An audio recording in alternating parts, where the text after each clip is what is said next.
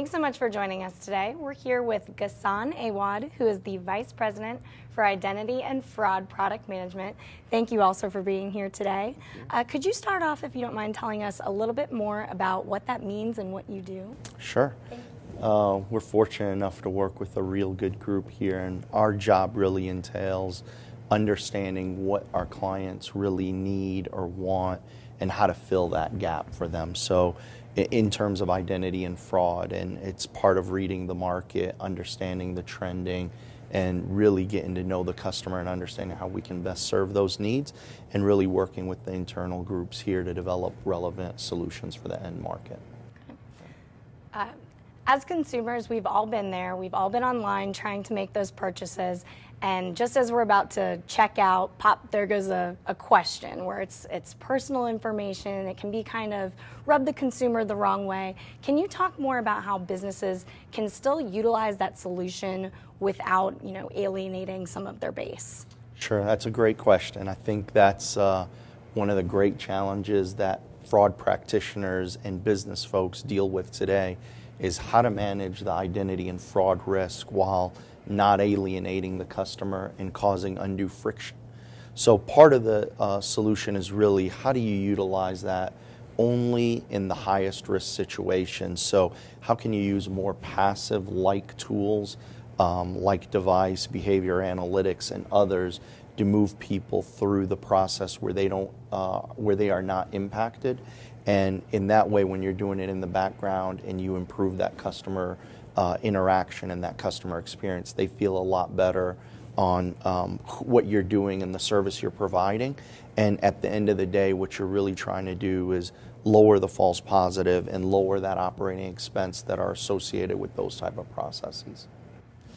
Gasan, what is device reputation? How does that work? And after you talk about that, will you tell us more about other emerging solutions that are really helping banks combat fraud at account opening? Sure.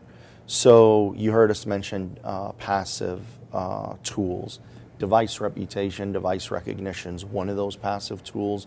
And really what it does is try to link or try to identify that device that's coming in on the transaction, be it your laptop, your tablet, your smartphone, or your physical computer, and try to say, based on either the hardware, the software, the browser settings, the physical geolocation, the IP address, try to put that information together and say, we understand who or what this device is, and is there any risk associated with that. And what it really starts doing is building history that you can use to say, okay, I've seen this device come in over and over. It's not associated with any negative performance in the past. Let it kind of transact or do the things that we expect, like purchase, check balances, make deposits, make inquiries. The other thing that's key on device is you start building these associations. So you're able to say, is this smartphone associated maybe with this laptop? And then is that laptop associated with this PC? And as you're building, what seems like unrelated pieces of information, you're starting to put them together to get a more effective view of the identity or the device coming in. And it really helps you identify anomalies. At the end of the day, what you're doing in identity and fraud is you're looking for what is out of norm, what is the anomaly that I should be aware of. But if it fits in your normal pattern, don't interrupt the customer. So I think while we're talking about device, there are other things that are, if you think about biometrics, it sounds really like futuristic, but you think of things like your voice. It's natural, you're speaking, people are recognizing that voice.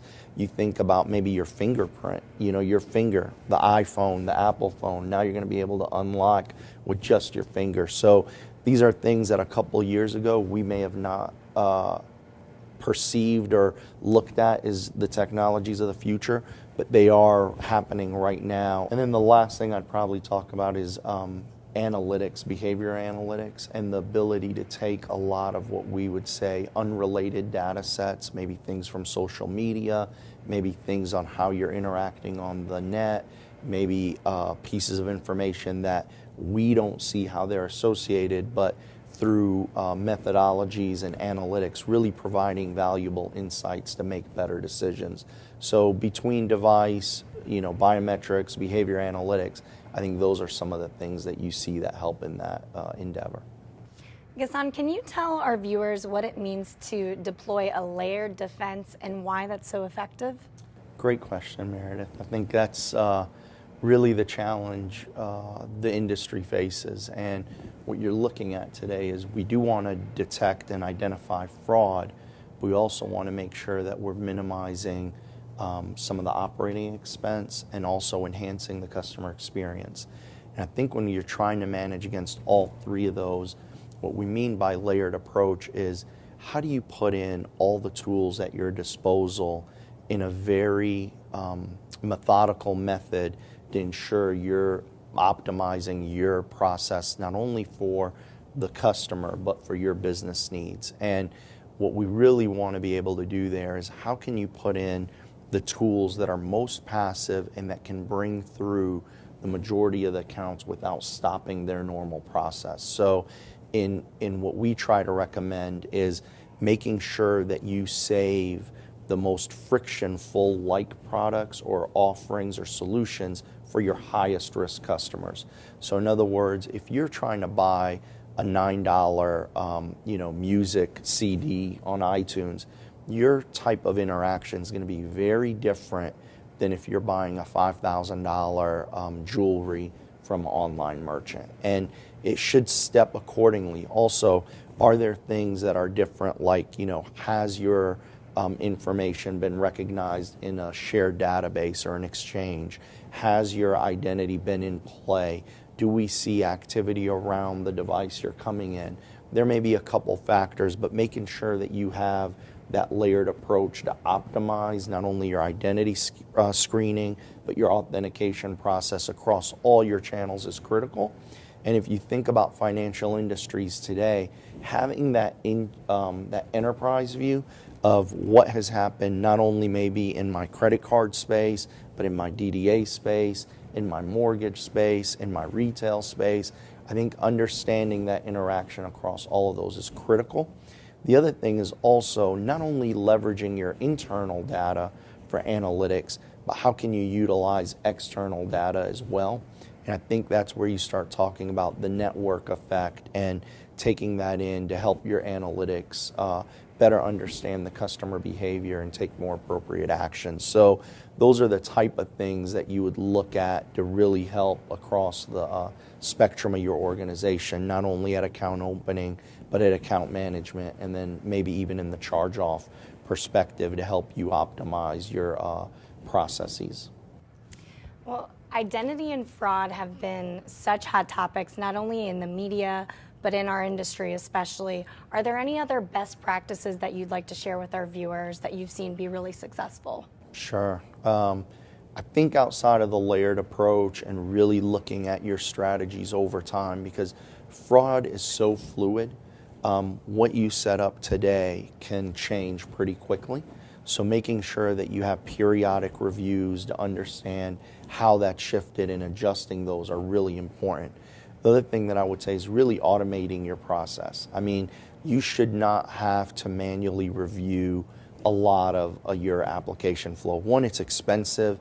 It can be wrought with errors. You're depending on human judgment, and there's nothing wrong with that maybe in the highest risk, but you should really squeeze that where you're really automating 90+% of your work.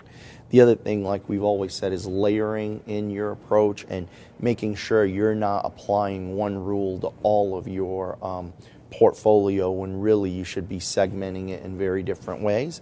So keeping that in mind, that you should build in rules that are really equal to the risk you face with the transaction or the interaction.